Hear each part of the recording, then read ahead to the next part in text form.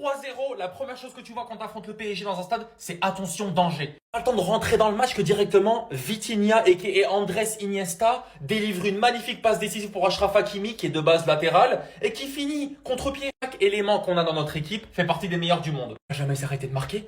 Deuxième but, doublé. Gvara à l'entrée de la surface, il fait n'importe quoi. Il dribble 3-4 joueurs. Il s'arrache Achraf Hakimi qui finit mieux que la plupart des numéros 9 en Europe. Si c'est pas Nuno, c'est Achraf. Si c'est pas Achraf, c'est Nuno. Dans tous les cas, ils vont marquer. Mais l'association de malfaiteurs entre Gvara et Achraf Hakimi, ça commence de plus en plus à se voir. La première fois dans l'histoire des VAR qu'on va aller vérifier une action, qu'on va aller donner un corner pour aller la revérifier. 7 minutes 30 de vérification, c'est du jamais vu.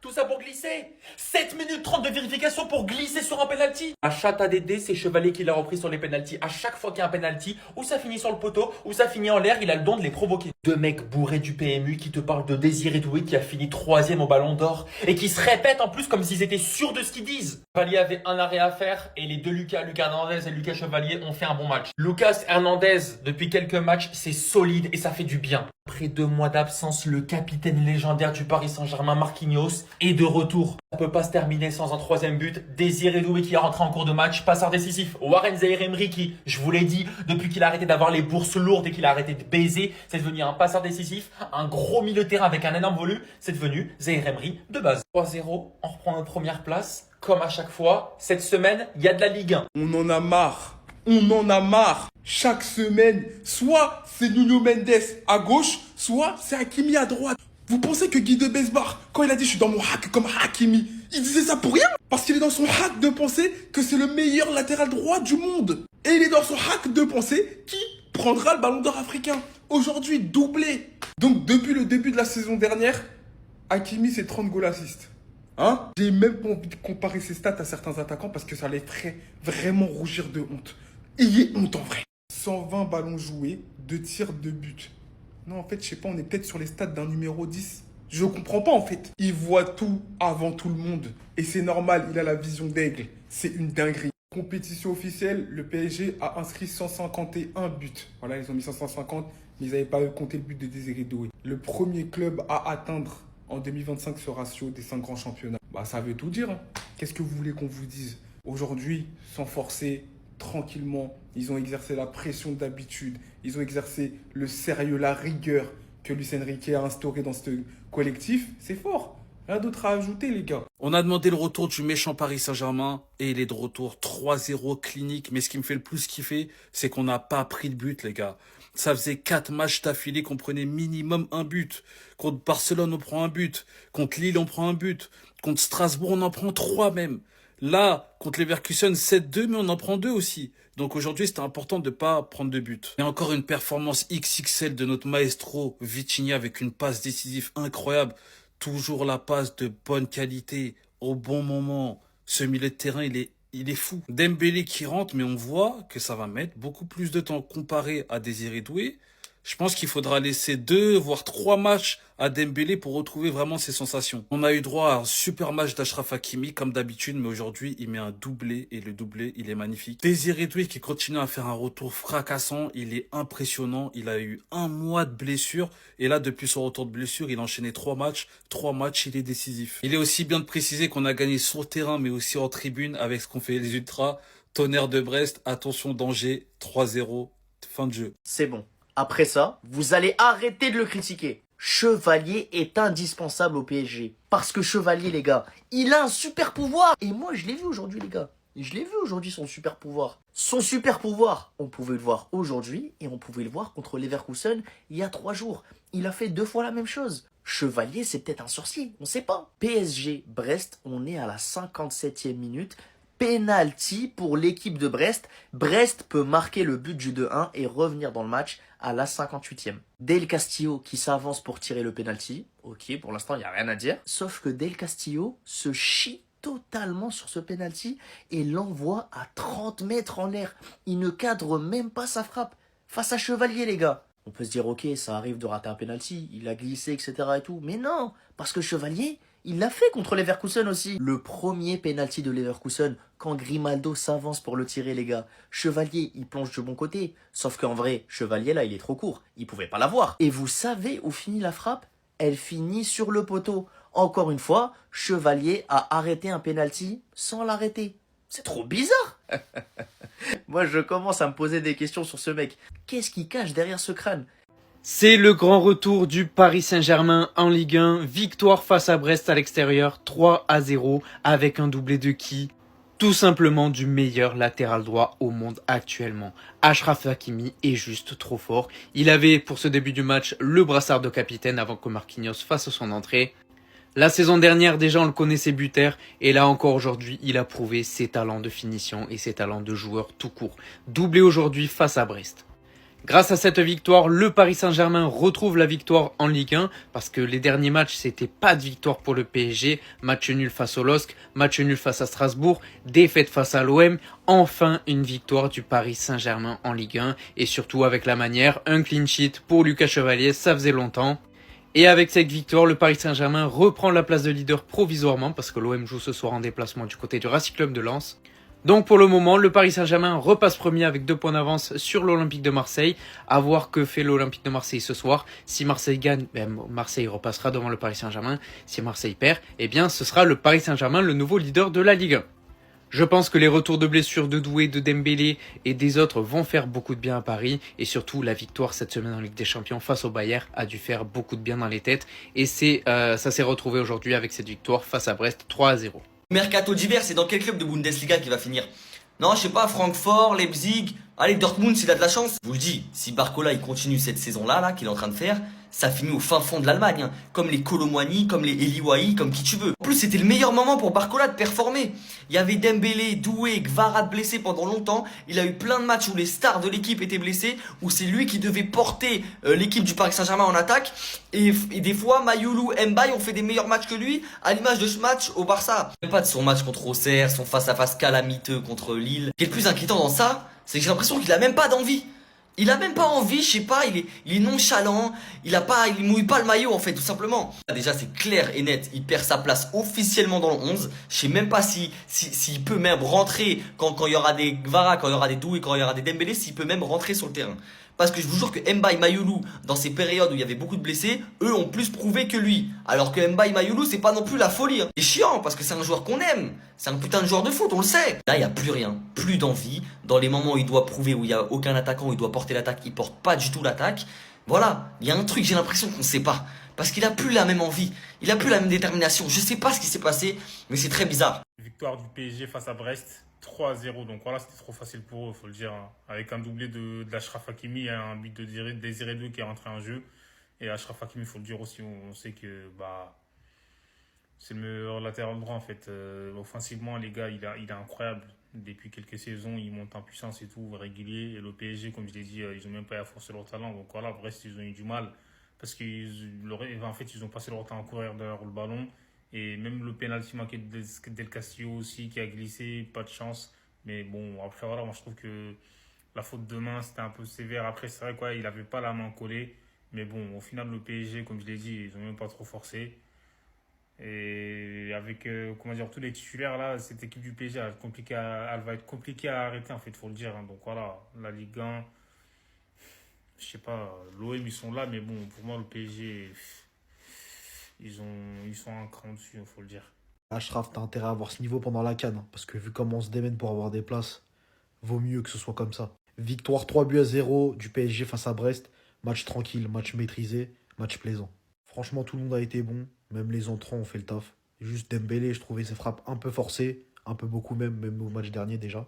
On sent qu'il veut reprendre de la confiance. C'est normal, ça fait longtemps qu'il n'a pas joué. Il est ballon d'or, c'est notre meilleur joueur. Maintenant, Zaïre Emery aussi, ça fait 3 matchs qu'il revient bien. Faut en parler aujourd'hui aux côtés de Vitinha. Il a été très très bon. D'ailleurs, en général, les Titi ont été très bons.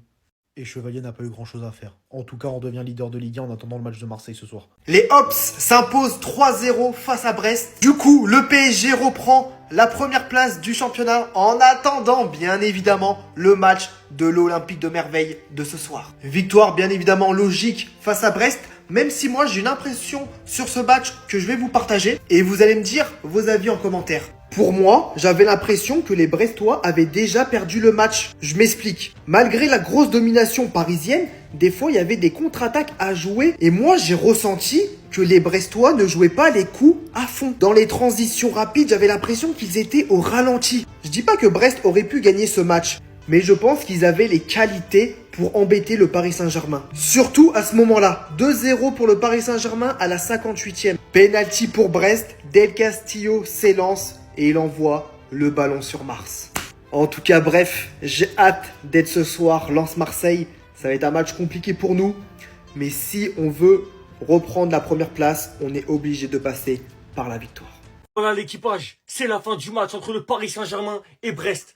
Magnifique victoire parisienne, 3-0. C'est magnifique, c'est ce qu'il nous fallait. Les gars, magnifique doublé d'Achraf Hakimi, le meilleur du monde. Et là, un but de Désiré Doué qui intervient dans les dernières secondes de jeu. C'est juste magnifique, 3-0. Ce qui veut dire que le Paris Saint-Germain reprend la tête du classement de Ligue 1 avec 20 points. C'est magnifique, faut continuer sur cette trajectoire, faut y aller, faut gagner des points. Et les gars, ça va le faire. En tout cas, ce soir, on est fiers de notre équipe. Très belle victoire, 3-0 face à Brest. Ici, c'est Paris, Parisien ou rien. Victoire du PSG dans le plus grand des calmes face à Brest. En tout cas, bravo à Brest. Ça n'a pas été l'équipe. Voilà, on sait que Brest est quand même largement, voilà, une plus petite équipe que le Paris Saint-Germain. Et ils n'ont pas fait comme certains, tout simplement rester en défense et jouer la défense, etc., etc. Donc déjà sur ça, félicitations à eux et bravo à eux. Et bien sûr, bravo au PSG hein, qui, voilà, dans le plus grand des calmes, ont gagné 3-0 sans forcer. Faut dire ce qui est, hein, sans forcer. Même si Brest aurait pu revenir, quand il y avait 2-0, ils auraient pu revenir à 2-1 parce qu'ils ont eu un penalty. Et sur ça, je vais même pas parler parce que, encore une fois, j'arrive pas à comprendre le système des penalties. C'est une fois c'est un truc, une fois c'est un autre truc. Les lois des pénaltys, réellement, enfin les règles plutôt des pénaltys, j'y comprends que dalle. On m'a dit que, enfin j'avais entendu que quand ça touche la tête, enfin une partie du corps avant de toucher la main, eh ben il n'y avait pas pénalty. Là c'est ce qui est arrivé, ça a touché la tête, le visage, puis la main, mais ils ont quand même accordé le pénalty. Ils ont eu du mal, au début ils ont eu du mal, ils ont attendu. Finalement ils ont dit qu'il n'y avait pas pénalty. Après ils sont quand même revenus à la charge, il est quand même parti voir et il a donné pénalty, il n'y a pas de souci. Bon malheureusement pour le joueur, il a glissé, il a complètement raté son pénalty. Donc voilà, c'est resté quand même à 2-0. Mais voilà, pour moi, qu'il y ait pénalty ou pas pénalty, ok, il n'y a pas de souci. Mais ouais, faut revoir les règles. Hein. C'est soit l'un, soit l'autre. Faut se décider une fois pour toutes. Bref, en tout cas, voilà. Après, il y a eu un dernier but à la 96e minute de Doué. Et quand tu perds 2-0 contre une équipe, contre le PSG, qui te fait courir déjà depuis le début, tu as eu très peu d'occasions. Hein. Et après, tu vois que tu as Désiré Doué, Nuno Mendes, Ousmane Dembélé, qui sont en train de s'échauffer. Tu te dis, merde, merde. Comment ça va être derrière? Ben ouais, les gars. Bon, Ousmane Dembélé, tu vas pas commencer à nous faire comme la plupart des joueurs qui, quand ils ont gagné le ballon d'or, derrière, ça a été des chèvres. Faut dire ce qui est. La plupart des ballons d'or qui ont été gagnés, la plupart, j'ai bien dit la plupart, et ben derrière, ils ont fait des mauvaises saisons. Attention, je dis pas qu'il fait une mauvaise saison. Malheureusement, voilà, il a été blessé. Mais là, il a cadré aucune frappe pratiquement. Mais vraiment aucune frappe. Bon, comme il s'appelle Désiré Doué, il est venu. Voilà, il a tenté lui aussi. Il a mis un poteau. Et derrière, il a mis un but. Hein, voilà. Hakimi, qui nous met un doublé en première mi-temps. Il y a rien que ça, les gars. Bientôt, nos latéraux, ça va être des avant-centres si ça continue comme ça. Enfin bref. Même Pacho l'a fait en mettre un deuxième. Enfin, le match précédent, il a mis un but. Là, il a fait mettre un deuxième but. Attention. Mais en tout cas, dites-moi ce que vous avez pensé du match. Mais voilà, bravo. Achraf Hakimi, latéral droit, je le rappelle, a une meilleure finition que plus de la moitié des 9 de Ligue 1.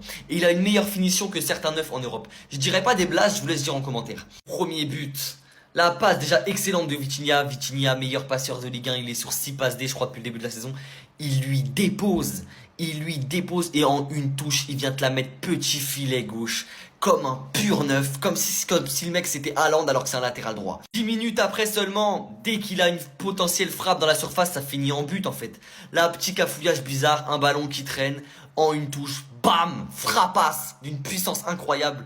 Doublé en 10 minutes pour Achraf Hakimi, latéral droit aujourd'hui. c'est un grand malade. Dommage pour Brest qui rate ce penalty à la 59e, qui aurait pu vraiment relancer le match. Voilà, pour la beauté du match, ça aurait été bien. Il s'écroule, voilà, il glisse, le ballon il finit sur Neptune. C'est vraiment dommage. Et à noter que Chevalier a fait son match. Certes, il avait rien à faire du match, mais il a eu un penalty arrêté. On voit sur la vidéo qu'il plonge du bon côté, donc peut-être que si Del Castillo avait cadré son penalty, il l'aurait peut-être arrêté. Chevalier vers la 80e minute, il sort vainqueur d'un 1 contre 1 qui aurait pu basculer le match dans une fin folle, hein, dans le stade brestois. On sait jamais, ça aurait pu s'enflammer, il aurait pu avoir match nul. Donc il a quand même entre guillemets sauvé son équipe, même si bon, ça veut pas dire que Brest aurait égalisé. Il fait son match, faut le dire. Victoire 3-0, tarif habituel face à Brest. On sait très bien comment ça se passe. Et encore, il y a des soucis d'arbitrage, encore et toujours. Alors, sur l'action de Kang In Lee, alors dévié, il la prend dans le visage, élargissement de la main, soi-disant. Donc, dans un premier temps, 6 minutes. 6 minutes. Il a attendu, il a dit non, cordaire, tranquille. L'autre, coup de pression, là, de l'entraîneur brestois, là, je sais même plus comment il s'appelle, là, j'ai rien à battre. Il vient lui mettre un coup de pression, ouais, allez vérifier par vous-même et tout. Maintenant, tu peux influencer tranquillement l'arbitre sans, voilà. Donc, il y a été comme un bolos, il a été checké, et là, il dit, oui, donc penalty. Tout ça, ça a duré 25 minutes. Les joueurs, ils étaient en train d'être en PLS sur le terrain. Bon, bref. Tout ça pour ça. S'affiche. Eux, au bout d'un moment, faut qu'ils arrêtent, hein. Là, Daniel Bravo avec ses trucs, oui, un penalty, allez, on y va, allez, on lèche, toujours en train de lécher. T'as été au Paris Saint-Germain, toujours comme ça, les mecs irrespectueux, les anciens, les Roten, les Bravo, les Jalais, parfois, il est toujours en train de tailler, parce qu'ils croient que ça nous donne le droit de faire ce genre de choses. Ils se disent, tout permis les mecs, bon bah, j'ai signé, j'ai joué au PSG, je peux les tailler. Rien. Tu restes une baltringue quand même. Christophe Josse, c'est pareil. On fait si l'autre, il se confond dans les noms. Le mec, il est pété. Et là, c'est un Marseillais qui, ça, j'en peux plus de Daniel Bravo et Christophe Josse. J'ai l'impression d'être au PMU, mais il a totalement raison. Pour une fois que je suis d'accord avec un Marseillais. Donnez-lui une bonne fois pour toutes. Encore, il aurait dû avoir le ballon d'or. Oui, je pèse mes mots, je m'en bats les couilles. Dembélé, bien sûr, qui mérite à 1000%. Vitinha, pareil, 1000%. Mais lui aussi, la saison encore, le mec, il n'y a pas eu plus régulier que lui dans l'année civile 2025. Et je pèse mes mots, meilleur latéral droit à l'heure actuelle du monde.